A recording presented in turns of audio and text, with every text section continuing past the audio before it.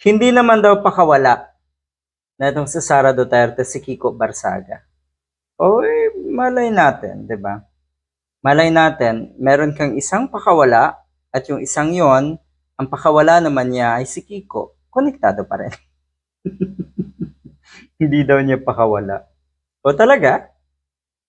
Kasi pareho eh. Pareho kayo ng tabas ng dila, pareho kayo ng pag-iisip. Totoo na may prinsipyo kayo, pareho. Pero baluktot. Kasi ang sabi niya, nakikita nyo naman daw na merong sariling prinsipyo etong si Kiko Barsaga. Lahat naman.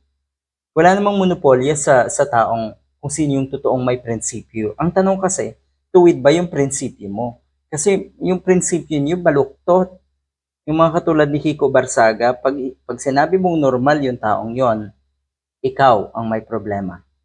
Sabi pa niya, yun nga, hindi daw pakawala. Sa tingin niyo ba, sa personality daw ni neto si Barsaga, ay kaya daw bang i-handle ng sino man ang isang Kiko Barsaga? Yun yung problema. Ayaw niyang magpa-handle kahit kanino man. Hindi ka naman ang Diyos eh.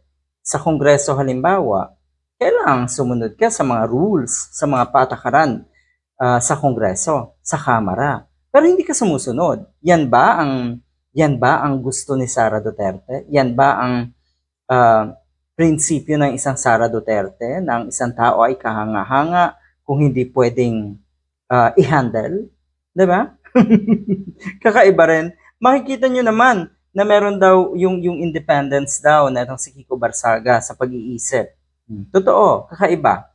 Kakaiba, siya lang, independent talaga, sarili niyang pag-iisip. Walang katulad, kakaiba, deviant na matatawag. At ganun ka rin, Sara Duterte. So pareho kayo. At huwag mong sisihin ang mga kababayan natin na ikaw ang posibleng may pakawala. Ikaw ang posibleng may pakana ng kinikilos ngayon ng isang Kiko Barsaga. Kasi kitang-kita po ang pattern. Nakikita nyo naman daw yung kanyang lakas ng loob. Ang isang taong hindi, walang tapang na matatawag or makikita, walang totoong tapang na pwedeng makita sa isang Kiko Barsaga. Sa tingin ko, tapang-tapangan lang yan dahil may ambisyon, dahil may sinasandalan.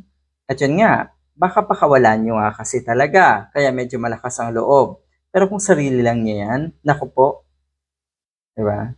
Hindi yan mangyayari. Hindi yan aasta ng ganyan.